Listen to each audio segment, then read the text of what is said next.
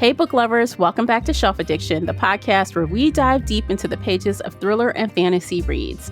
I'm your host, Tamara, and today we are breaking from our usual genre with a palate cleanser, a hockey why choose romance.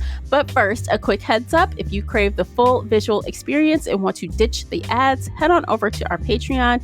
You'll unlock ad-free video episodes, including after shows and other bonus content.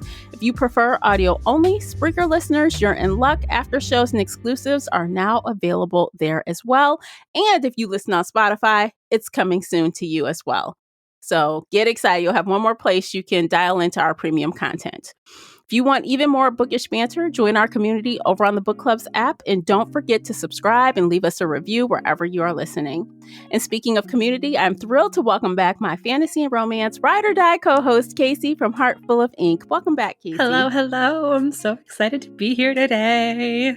I'm excited to talk about this book. Are you? Yeah. Your face says You said, no. Are you though? Okay. Well, okay, I'll get into that in our high level. But for now, yes, I am. Okay, y'all can find both of us online in all of the usual spots. The links for everything are in the show notes, so click around, do all the things. We appreciate you for doing it.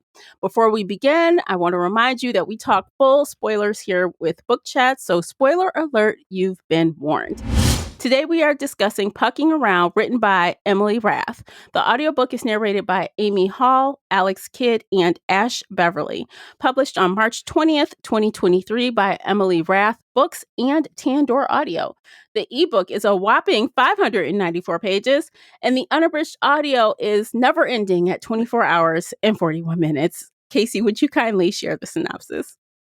My name is Rachel Price, and 2 months ago, I walked away from the perfect man. Sweet and funny and so hot it should be illegal, we shared one magical night. No names, no strings. I never thought I'd see him again.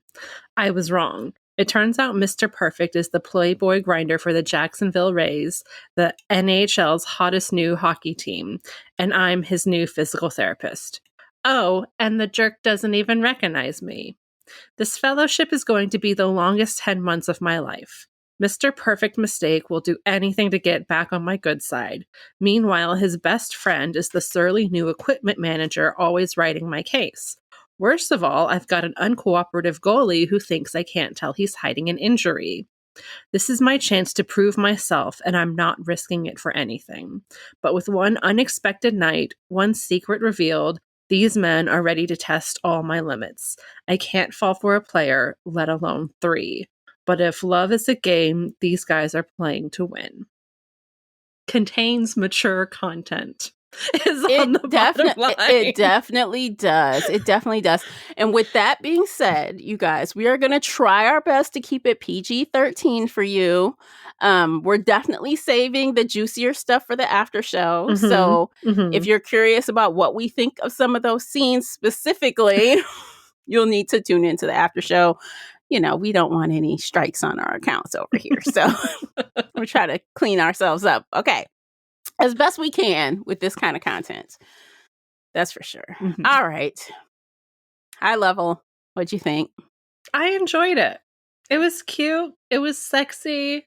I like that the sex scenes were actually showing character growth.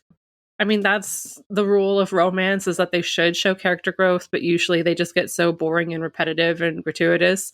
But this time, like, each scene was actually growth and different. So for what that's it was, generous. I enjoyed it. But that's generous. Okay, so I agree with you. I've never read a hockey book before. Yeah, I have never watched a hockey game before. Mm-hmm. I have no idea what they're doing on the ice. Like, none of that matters to me. I'm just talking about, like, the vibes of the book. Yeah, I still think you're being generous. But okay, yes. Okay, so high level, I too also enjoyed it. Mm-hmm. In the moment, I had a good time with it. Mm-hmm. I was kind of like, OMGing, and this can't be real. Like, this is the most ridiculous shit I ever heard. But, you know, it was a good ride, and it kind of made for fast reading because it was definitely entertaining. Mm-hmm. And I did listen to an audiobook. So, of course, that was earphones only. Oh yeah. Oh yeah. Because Lord knows you did not connect to Bluetooth. No, you don't want anyone to hear what they are saying because it's like pornography. Let's keep it real. But I too also I've been to one hockey game and it was on a date. Ooh. And I barely remember because I was so cold. I was freezing my ass off. I remember one other thing. Okay. There were no other Black people in sight. I remember that. Okay. But other than that, it was cold. And I never saw another hockey game again. I have seen 0. So you've seen exactly one more than me. Yeah. And I don't remember it very well. So I don't know. So when she was talking about hockey, I feel like the author did a decent job explaining the things. So I wasn't confused by any of the hockey things that were happening, but I didn't really care about it. Mm-hmm. So overall, good experience. But yeah, I'm going to nitpick the hell out of this book. Go for it. So, but you can, two things can be true. You can have a good time and still not be the best thing you ever read. Mm-hmm. So mm-hmm. It was honestly when this book was picked, I just felt kind of tired of all I've been reading a lot of the same stuff. Yes. And so this was definitely out of the box. First time for both of us with hockey romance. Yes. And we picked this author because she has some thing going on the internet, right? She kind of has like a rep on the internet. She's telling all Trump supporter MAGA people to F right off. Her books are not a safe space for them because they keep voting to take away gay rights. And she's like, you hate my characters, so don't read my books. And then the Republican MAGA people who keep voting for Trump to take away gay marriage are saying, no, you were a total bitch for telling us that we can't read your books. And it went on for a while. Well, I appreciate her for doing that. Like, I'm glad she stood up like, fuck you guys. Yeah. Excuse my French. Yeah. But, I like when authors take a stand on things. And I thought that was pretty cool when I heard her doing that. So I'm like, well, why not try her? Yeah. Like, that's not really our jam, but we can try it. Why not? Exactly. So, question to help us jump in. Did you read the prequel? That one night. And what did you think of that? So, okay, honestly, I really, really liked the prequel. I think without the prequel, I wouldn't have been as invested in the characters. Oh, absolutely. Because I kept wanting them to like come across each other sooner. I'm like, oh my God, it's going to happen. How long do we have to wait before they have a interaction or whatever? But I thought it was really cute. It was kind of like a one night stand kind of thing. And of course it was sexy. I liked it. I thought it was a good lead in. Yes, same. Yeah. And now I'm going to be mean and say, I feel like that was the only time Jake really shined in their relationship. Like during that novella, when it was just the two of them and she's like, I love you, you're perfect, you're my angel, you're my everything, I believed it then. And then every other time throughout the rest of the book, he always felt like second fiddle to everybody else. He is, unfortunately. Jake is, I would call him, and I don't have a lot of contemporary romances to stack this against. I don't read a ton of it, but I would put him in that, golden retriever status. Like, he's a golden retriever kind of guy who knows how to kick it up for her because he knows she likes it. So he can be a little bit more dominant when it's called for, but his nature is to just, love me, be with me, follow you around. Yes. Yeah. It's very interesting and very different from the others. And that does kind of, I think, put him in last place, which is sad because he's the one that craves first place most. He like wants to marry her. He wants all the things. Yeah. I guess he gets what he gets, but he has to share. So I don't know. I don't know. Like, it just, I believed her love of him in the novella, and I believed that they were soulmates there. And then as soon as like his best friend starts coming in, Caleb, and she's just like, oh my God, Caleb, I love you so much. And then she turns and she's like, yes, Angel, I love you too. And I was like, that kind of like. So okay. Honestly, this just honestly made me not like Rachel. Mhm. Because I don't think she actually loves these two dudes. Because, okay, three dudes.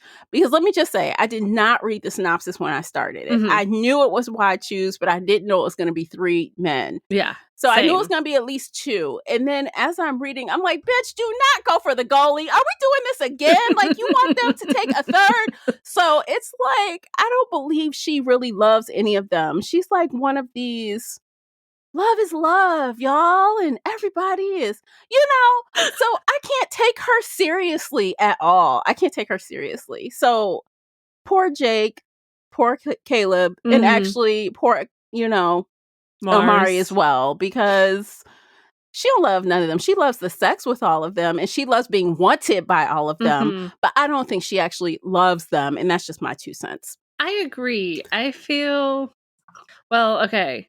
I know, and this is my personal bias, but I know a lot of girls with that septum piercing, the lotus tattoo, who are obsessed with astrology and going, oh my God, he's such an Aries.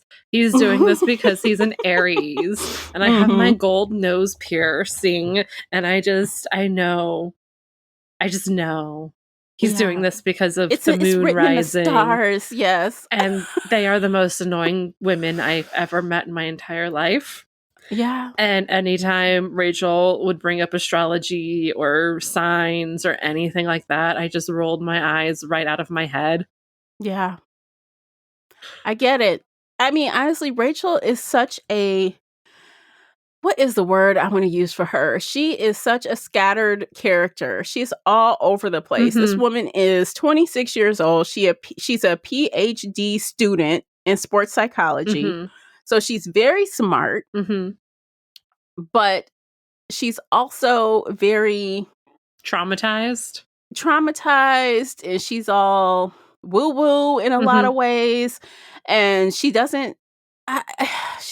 does not, she's so wishy-washy to me. I have a hard time getting a good grasp of Rachel, which made me not really care about her feelings at all. Yes. It was like, there were so, and everybody has this. Everybody has all of these layers. That's not, like, we all do. But with her character, you're right. There were so many, I don't know, but even then it wasn't like, oh, she acts this way with this guy, or she does this with this guy. It was just like, she's all of these random things all at once, and she's making dumb decisions all the time. And I'm talking about taking a player secretly to a different state to get x-rays without telling her boss or clearing it with anybody, which is why she should have gotten fired. I actually wanted her to get fired. Me too. I said like, that would be good for the character. The law. Yeah. Or not necessarily the law, but like the law of hockey, the law of the rule book. Breaking, yeah, like you're supposed to be a doctor. You're breaking like the do no harm by doing that. You're like not being fair to your bosses, the team, or anything. And I wanted her fired. I wanted her to like, I don't know, work for another team or do something. But how they saved her at the end, I was like such over it at that point. I'm like, this is such a cop out. I cannot do this. When it was done. So also, Rachel didn't really grow to me. I don't know. Why the hell was the other doctor such an asshole? Like, was he just an asshole for the sake of being an asshole? And of course, everybody hates him, so it's okay that he gets fired? Yeah, he's just a nice person, and he didn't really, the author wrote it, so he didn't really listen to the players. Yeah, but like, what was his motivation for ignoring the players? What was his motivation for being an asshole to the players? I understood if he was just a misogynist towards the young 20-something doctor he doesn't give a shit about. Like, yeah, that's a normal thing. But the fact that he even hated the players and the players hated him, it just sounds like he wasn't good at his job, but why? Yeah. Yeah. He was just a villain to be a villain, to throw a villain Which in is there. Annoying. I hate villains who are just evil for the sake of evil. I want them to have some good reason for being evil or having backstory or whatever. Mm-hmm. Yeah, I agree. That would have been nice to know why he was like that, but I don't. In the scheme of things, it really didn't matter. It was just the catalyst for Mars to go off and do whatever with Rachel, and Of course. But it was just one of those things where I'm like, I wish there was more here.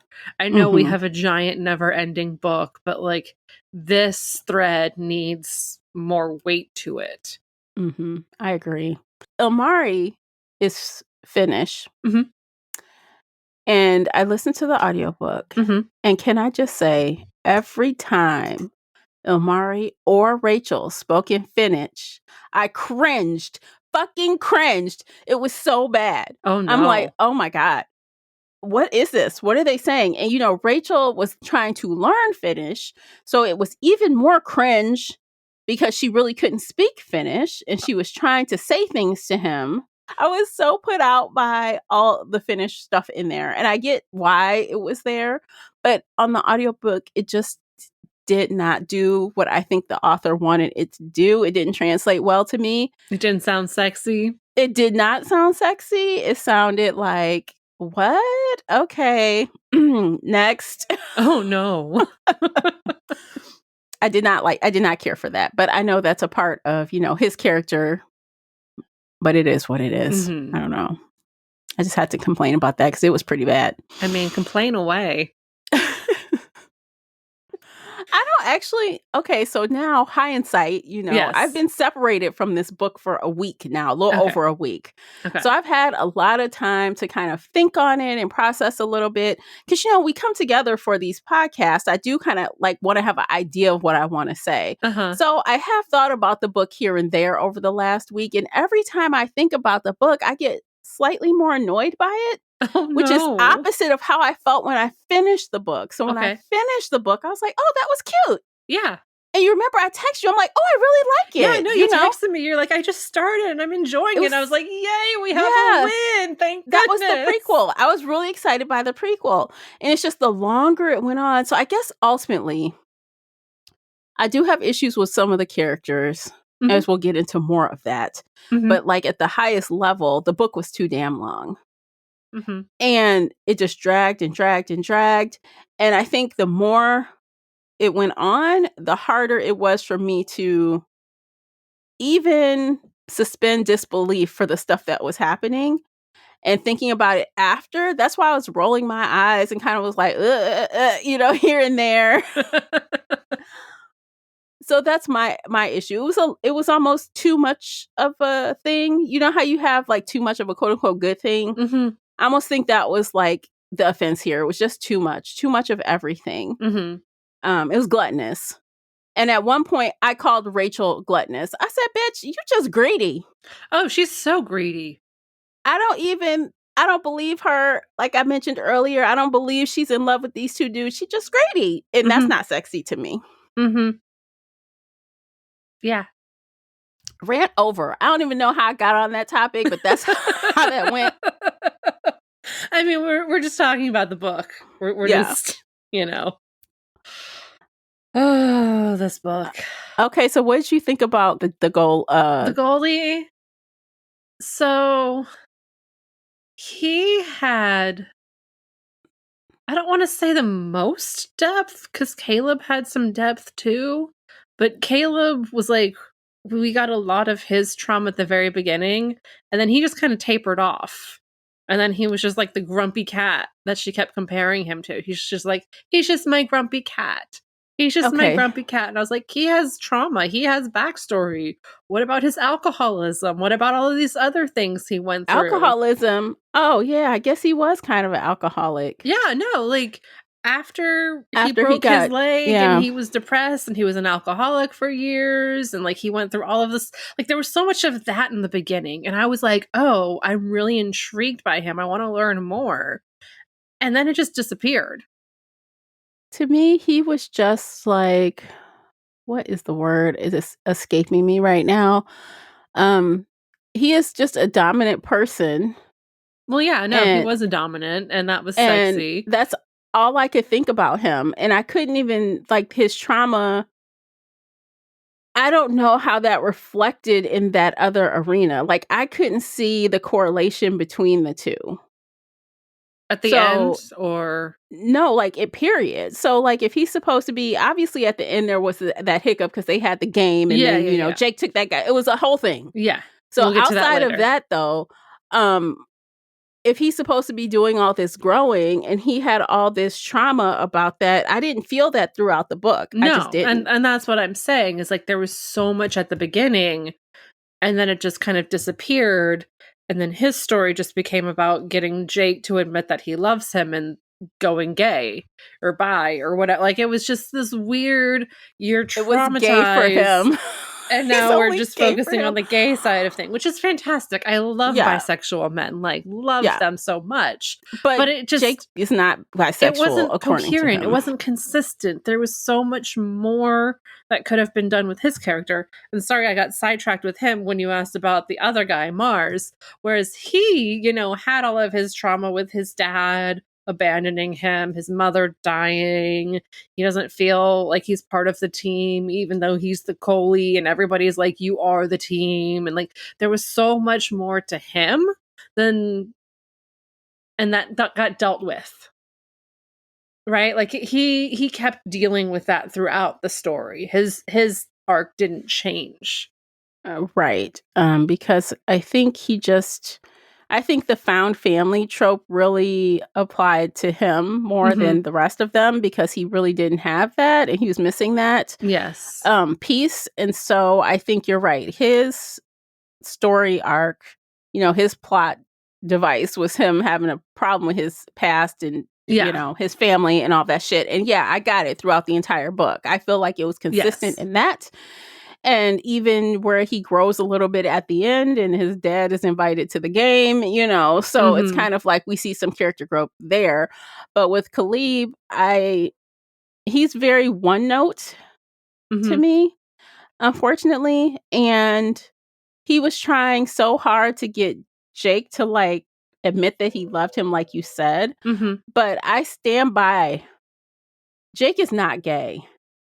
He's gay for Khalib. Oh, yes. And that kind of came up in the book because he's like, ugh, dude's gross. But Caleb, okay, maybe. Yeah, it's like, no, it was definitely like, it's the gay I'm for, not attracted gay for to you trope. but I'm gay for you. Yeah, so it's like, I'm not attracted to you visually, but I'm attracted to you emotionally. It's kind of hard to explain what was going on between Jake and Caleb. I keep trying to say his name wrong, but I don't know. I think that's the only way the author could make it.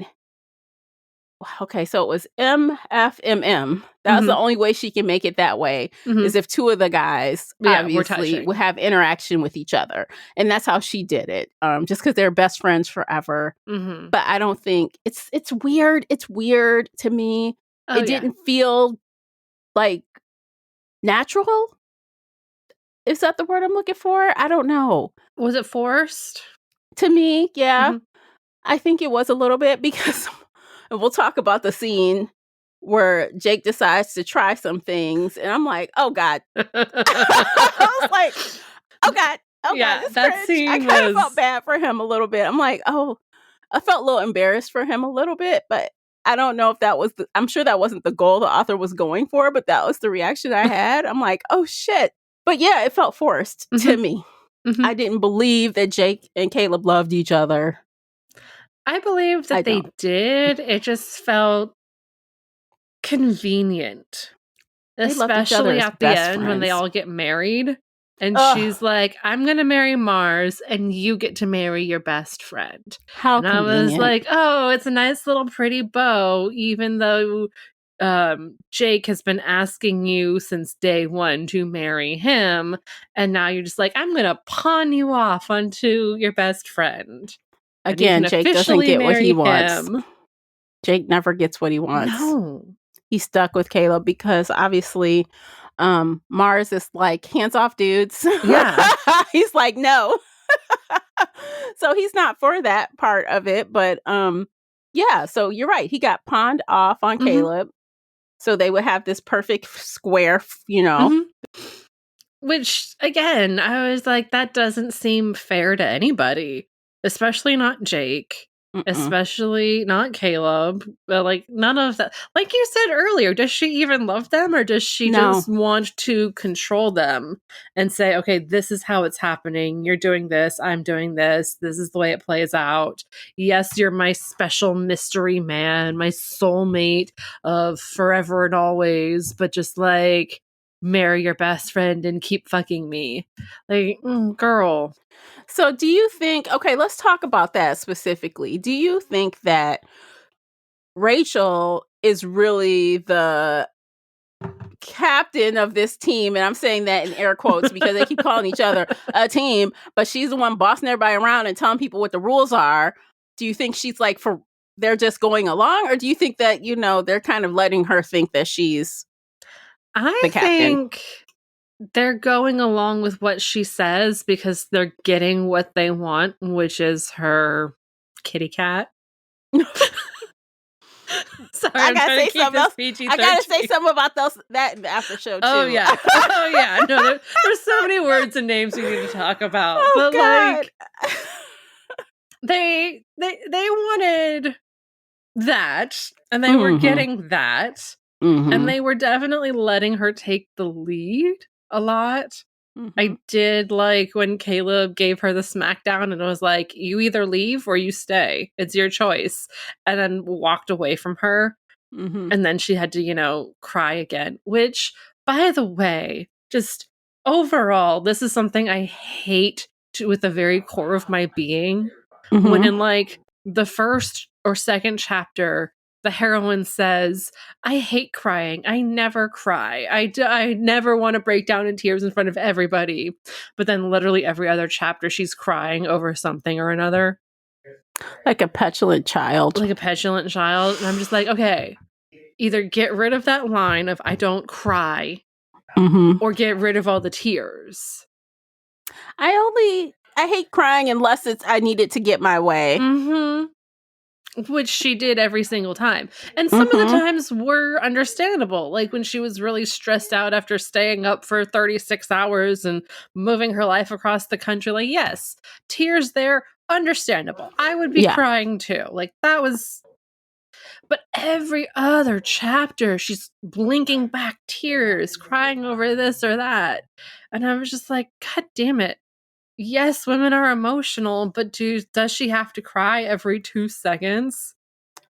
Again, I think that what the author was going for with that, she missed. Because instead of feeling, oh, dang, you know, poor Rachel, I feel like, girl, get the hell out of here. What are you crying for? Exactly. Like, in chapter 1, say, I'm a crier. Like, I get stressed and I cry. I'm emotional about everything. Great. You know? Me too. In real life, me too. I get that.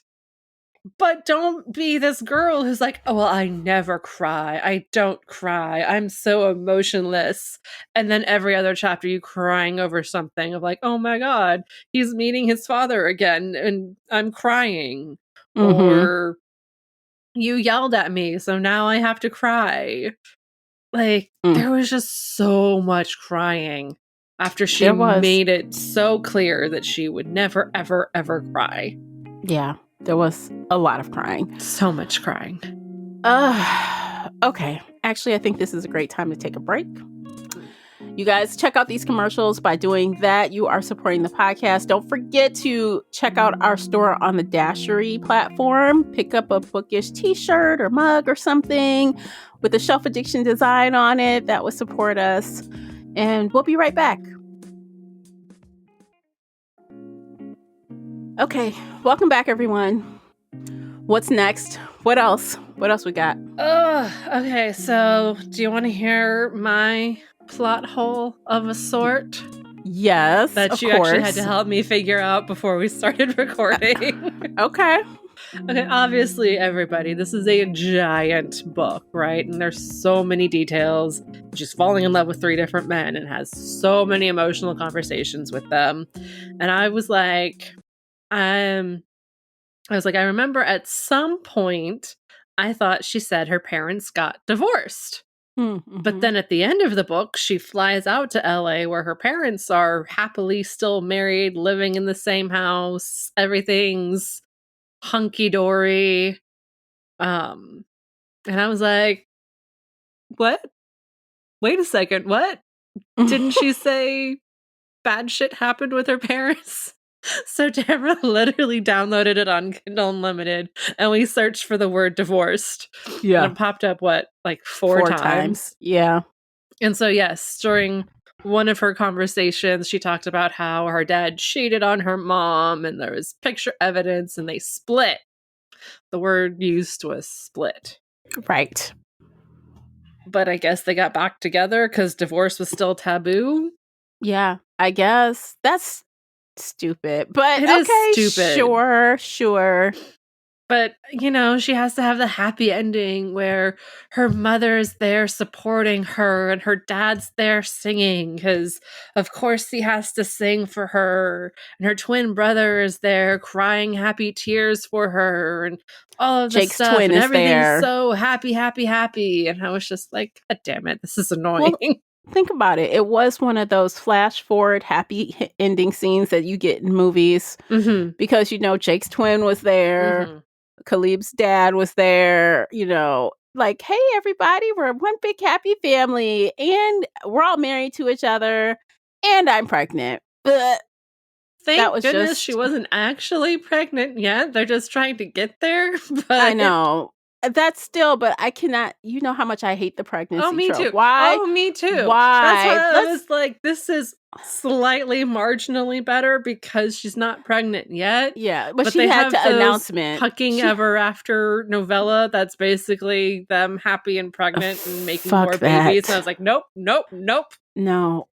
Yeah, she had an announcement for them that we can start trying for a baby. I guess that was her, which is essentially the same thing. And I will not be reading that next thing. I don't care about that. Nope. I am kind of curious about how they're going to see who the dad's going to be first, or they're just going to take a chance and all take turns and see and do a test. I don't know how they're going to find out. Probably, because I was going to say, at least for medical reasons, and she's a doctor, so she knows this, they need to know who the actual DNA father is, so they can be like, oh yes, heart disease runs in your family, instead of that, very fictional, we're not going to know who your father is because we all are your fathers and we all love you. And I was like, oh my gosh, please at least get the DNA so if you have any genetic issues in your future. That's going to be very interesting. I don't know. I don't think I want to touch that subject, but no. Yeah, I just did not care for that little ending almost. So, of course, between her not getting fired, which was a cop out, yes, and then that whole happily ever after BS at the end. And I guess that's traditional to a romance. You have to have a happily ever after. Yes, but I just thought it was so blasé. I'm like, oh, I roll left and right all over the place. I kind of was just like, nah. Why? The fact that the three guys are switching their last, doing name changes to take on her last name, that was different, but also really annoying. It was not cute. I'm like, okay, so first off, everybody keep your own damn last name. Right. You're adults. Keep your own last name. You're professionals. The only person who probably could do it without any big problem would be Caleb. But you two are professional hockey players. You walking around with a jersey with Rachel's last name on it. What kind of dumb shit is this? This is some dumb shit. I'm sorry. Exactly. No. No, I'm sorry. I did not like that. It just got too ridiculous at the end there. It was just really, really stupid. And the longer I've been away from it, the more stupid I think it is. Like I said, at the end, I kind of said, oh, that was cute. But it didn't take but 24 hours before I was thinking about, wow, why? Can I ask, what speed did you read the audiobook at? I think it was I played around between 1.5 and 1.8. Oh, wow. Okay. Yeah, so just depends on what narrator was talking and if I was feeling the scene that I was listening to or not. Fifth thought it was a lot of whatever. I just kind of ticked it up a notch. Yeah. Okay, so we have read polyamory books before. We've read one or two. Do you think that Emily Rath managed the emotional complexity, I guess I'll say, of this type of relationship? Even though we talked about how she failed, she had some misses and hits, I guess, with individuals. How do you think she played, did with them as a unit? So we read, her name was Lily Gold. It was like the neighbors next door or something. It was 3 guys living next door, so kind of similar setup with the 4 people, because the heroine, she was running her own store, lingerie online shop, something, and then the 3 guys were fake dating her. Right.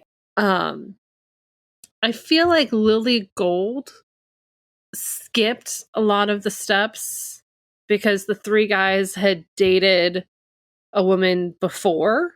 Like the 3 of them had already gone through polyamory. They knew what they were doing, right?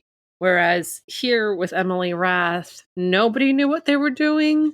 It was all just kind of feeling around in the dark, so to speak.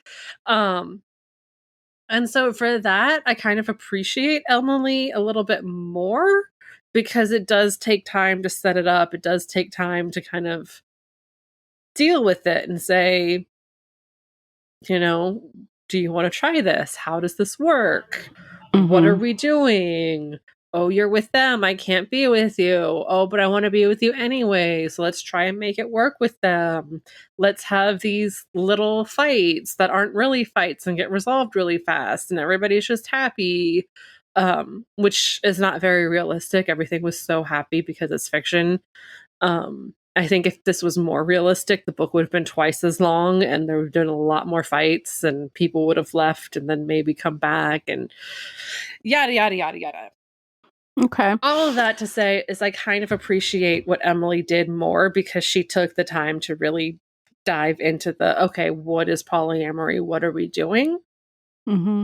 Whereas Lily, the last book, was just like, yep, we've done this. We like this. We're all going to date together and it's fine. Yeah. So that book was Faking with Benefits. Faking with Benefits. That was the title. Okay. And if you're curious, we did do it on the podcast. It's available if you're curious what we thought of that Why Choose book. And we did that 2 or 3 years ago, right? It was actually 22. Oh, 22. Wow. Okay. I'm surprised I remember that much. Yeah, you remembered a lot. I guess ultimately, I think she did a good job with polyamory as like a topic. You know what I mean? There was the comparison thing going on. There was jealousy going on. They had to deal with boundaries. Yes. They had to make sure that freaking Mars would share. Remember, they're like, we got to make sure he's on board to actually share because he doesn't want to deal with us. Yep. Kind of thing. I think she did a good job with it as well as, as a topic in itself, more than the other book. But again, the dynamic is a little different here because it seems like Rachel's the one in the driver's seat. But the guys kind of were similar in that, you got one who's like the power person, like who's running the show, but not running. Yeah. What do they call it? Topping from the bottom or something? Yes. He's doing that like the whole time. Caleb is kind of that. Oh, yeah. But it's very weird. And then we have someone who's kind of reluctant. And then, of course, the puppy dog. So it's kind of like similar in that way. I feel like those are the main archetypes that authors go for, just to make it easy to be like, yes, here's our tall, dark, fey prince with his black hair and his scruffy beard. And then here's our Thor lookalike who's tall and blonde and broad-shouldered and has a giant ding-dong. And then here's our happy golden retriever who just loves everybody and wants to be friends with everybody. Okay, remind me to come back to that topic of the huge, after show. That's going in the after show. Remind me later because I have comments. So I have a question about the tentacle, which is gonna come out in the after show. Yeah. Because I have seen some tentacles in real life. Mm-hmm. They are fucking scary. They are scary. I believe you. they are scary. And the way she was just so easily, I like number 3. Okay, no. We need to say this for the after show. She knew exactly what she liked too. Well, I mean, there's that. This for the after show. Sorry. That's not PG-13 at all. No, it's fine. We're back on the PG-13. We're pulling it back in. Okay, let's see. What else?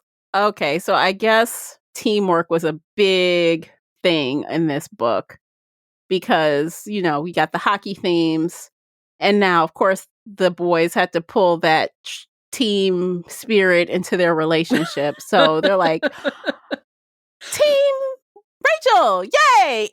Yeah. The teamwork.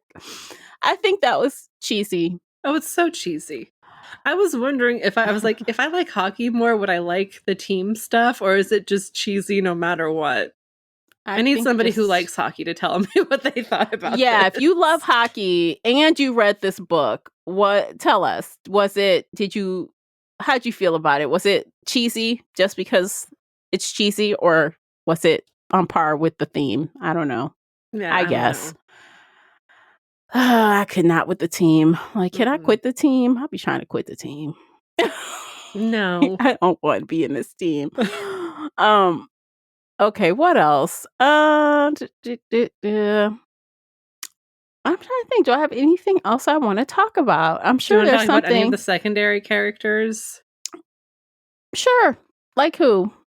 There's her twin, who we saw for half a second, even though they're twins and they do everything together. And I was like, I feel like he should have played a bigger role in the story, but also, I don't know. It felt so focused on Rachel. I don't know what I'm saying. So both of them had twins, Rachel and Jake. Jake had twins, and both of their twins kind of got a back seat, even though they were brought up quite frequently, especially in the beginning. Like, oh, you're a twin, I'm a twin. It would have been cool to see them more on the page instead of kind of just at the end there, but I don't know. They weren't really the focus of the story, so I guess it's fine. But I would have liked some more interaction between the twins. I mean, especially Rachel. You're doing all this stuff. You're not telling your brother anything. You went ghost. You're not sending. I mean, throw some text messages on the screen or something. On the page. Throw some exchanges between you two. That might have been fun. But I don't know. Yeah, I feel it was just.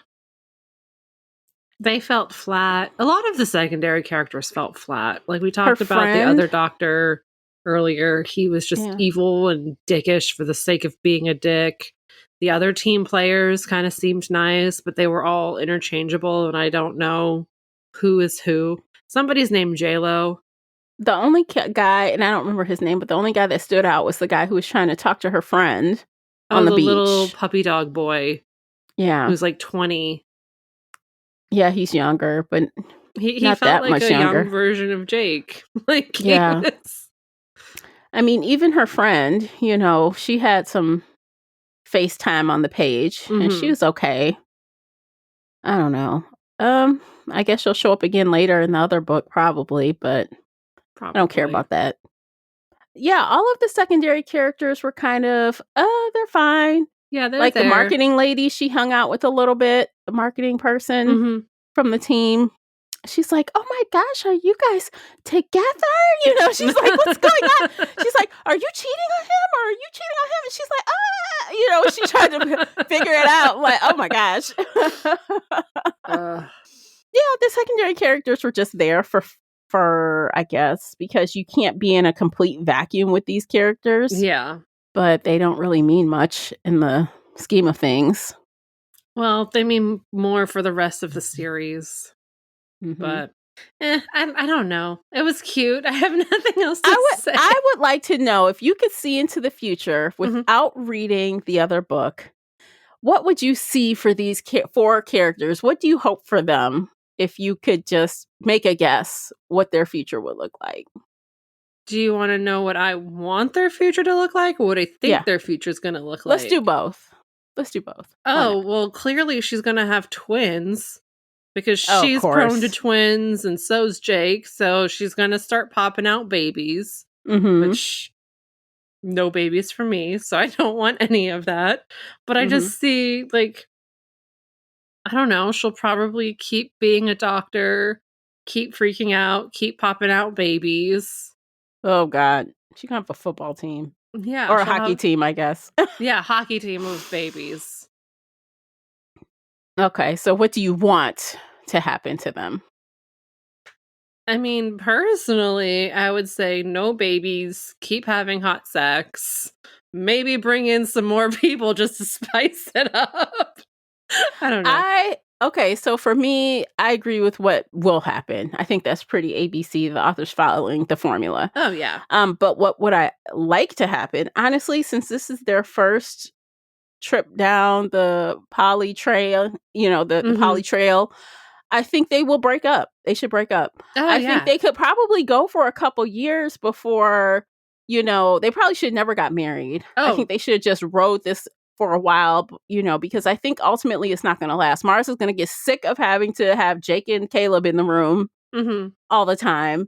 And he deserves someone who just wants him, because that's the kind of relationship he wants. He caved to her because he really liked her. Yes. I don't know why he fell in love with her so hard. It's because she was protecting him, and she was like, I care about you. And he's like, you're the first person to say that since my mother died when I was a teenager. So he has mommy issues. He does. But go to therapy, Mars. Go to therapy and then break up with them, because you don't want that. I'm sorry. He doesn't. Mm-mm. And there's no amount of excuses or, reasoning anyone can tell me to make me think he's going to stick in that foursome. He's not going to. He's not going to stick. Well, if she pops out his baby, he's not leaving. Yeah. But in reality, I think he should bounce. Yes. And I think Jake and Caleb are going to go back to being friends and maybe not messing around with each other so much, because Jake isn't gay. I'm sorry. He's not. He's messing around because they think it's fun, and Rachel likes it. Yep. And Rachel, because she loves every freaking body, and she's so, love is love, she'll go find some replacements. She'll trade them out. As soon as Mars leaves, she'll find someone else to plug the hole, and Jake and Caleb will be cool with it because that's what Rachel wants. That's what I think would happen if I were just guessing, because based on what I know about these characters that I read. Yes. That's a reality check for you guys. That's the real world making an appearance here. Yes. Anyway, sometimes I like to make up my own ending to things because mine's is better. Yours is just realistic. Let them have their happily ever after, because that's the romance fantasy.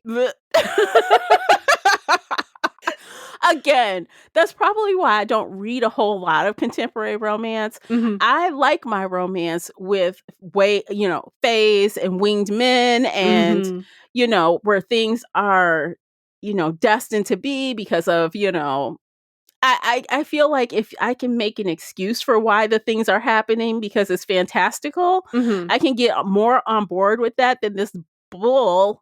Yes. That is not. That's why if I don't want to read about real life, okay, don't tell me this is how real life shit works out, because it doesn't. I want to be Delulu in fantasy world, not in the real world. I mean, this is so Delulu. Like this. Yeah. This has left reality in the dust. Yeah.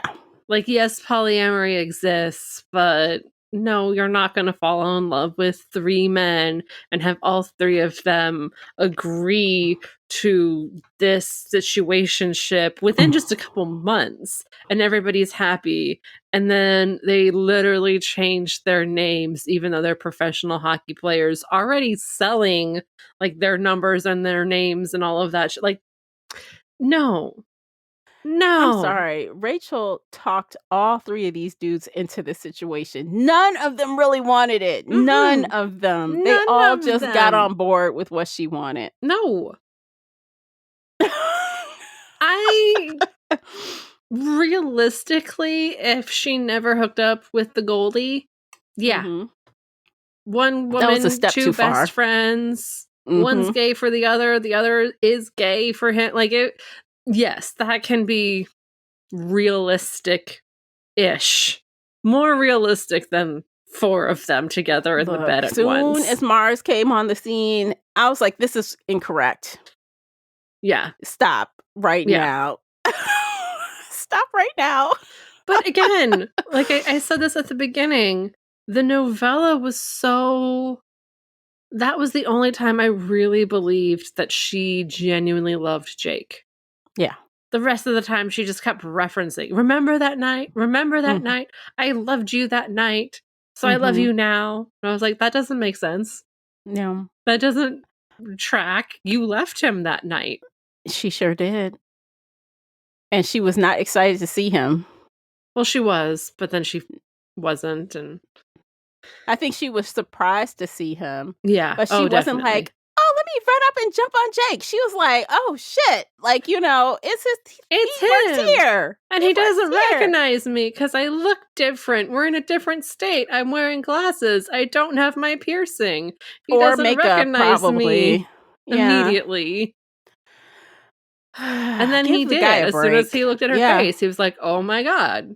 Yeah, because he's so in his head about his Seattle girl. He's not really looking at women like that. So he didn't even get a good look at you. Like, what is your problem? See? But it was still fun. It was fun. I think I'm done. Anything else I got to say, we need to say in the after show. Let's rate it. How did you rate Pucking Around? Okay, so when I finished it, I was going to give it 4 stars because I enjoyed it. For what it was cute. But now that we've ripped it apart, I don't feel like I can give it anything higher than a 3-star. Ditto. So, and I didn't have to wait for this conversation. When I finished the book, I was like, oh, that's cute. Okay, but you finished it a week ago. I finished it yesterday. So I'm okay, so you haven't had the space. I had that 24 hours. Not even. I'm at like 13 hours or whatever time. So I don't know. When I did the Goodreads, I almost rated it then, and I said, no, I'm not gonna. And I didn't rate it. I let it sit there. And I knew before I got on this episode with you, it was going to be a 3. But originally, I was going to put a 4. My instinct right after I finished it was to put a 4. And I was like, no, because I know how I am. Yes. Let's let it marinate and see what happens. No, so it was cute, good. But let's move on. Let's be realistic. And to be quite frank, I don't know if I'll ever read another hockey romance again. I don't think so. Probably not. I don't care about hockey. This did not make me care about hockey. No. I will say, so Emily Rath has, I think only 1 book is out, but it's going to be a duology of a fantasy series. But its ratings are microscopic compared to everything else she writes. Like, I think it only has, or less than like 3,000 ratings, whereas this one has like 100,000 ratings. Oh, this one had 200,000 ratings. Yeah, no. So like everybody knows her for her hockey stuff. I think she wrote well enough that I'd be really interested to read her fantasy book at some point. Oh, is it what is it? Is it like the night something? It has a blue cover with snow. Oh, North in the Night? Yes. Wait, North is the Night. There it is. North is the Night. Oh, like, is this another? I think she writes well enough that I would be interested. I don't think it's a wide choose. I don't think it's super spicy. It says some of the genre tags on Goodreads are fantasy, romance, mythology, romantasy, fiction, LGBT. Oh God. In the Finnish wilderness, more than wolves roam in the dark forest. No, I cannot. If I'm going to have to listen to people speaking in Finnish, I can't. I don't know. Okay, you can skip it. I think if she it's fantasy, wrote well enough that I want to check it out. Oh, well, you let me know. I will let you know. Yes. Real fantasy is not in the real world. Finland is a real place. But it's mythology, so there's going to be like werewolves and stuff popping up, I think. Girl, bye. You let me know. I'm not messing with it. You let me know. I will let you're you right. know. There's only like 5,000 ratings on this. Okay. Yeah, no, it's microscopic compared to her other stuff. Yeah. People, well, once the audience gets a whiff of one thing and it goes viral on Book Talk, then that's what everyone's going to read. They're not going to bother with anything else. Because again, no shade to Book Talk, but a lot of people who get their recs from Book Talk aren't not real readers, but aren't long time faithful readers. They read what's hot. Yes. And what, influencers tell them to read. So they're not going to delve into other things, unfortunately. But yeah. Yeah. Okay. Well, I think we're done. I think we're done. For now. The after show is going to be where we let it all out. So do you think we hit our goal of remaining PG-13 for the most part? I think we did. For the most part, yeah. Yeah. We were good. We were really good. I'm very proud of us for like not letting out words that should not be let out.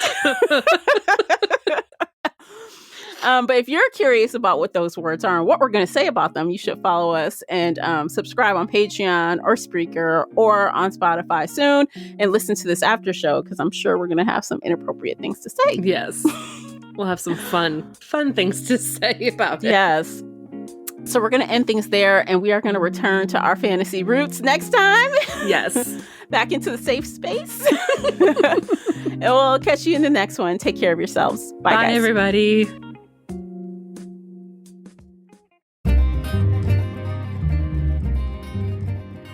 Did you enjoy today's episode? If so, please head over to Apple Podcast or Spotify and leave a positive 5-star review. It's a simple action that makes a big difference. You can also like this episode on your favorite podcast player or share it with your fellow bookworm friends on social media. Joining the Shelf Addiction Patreon family is another way to support us. For as little as $2 a month, you can help our team create even more amazing bookish content. If Patreon isn't your thing, consider becoming a supporter on the Spreaker app for just $5 a month and gain access to exclusive audio-only content. You can find me everywhere, including Instagram, X, and TikTok under the handle Shelf Addiction. Join our book club of the same name on the book club's website and app where we discuss all things bookish and more in a safe space. The Shelf Addiction podcast is a part of the Nerdy Maven Network. Thanks for tuning in.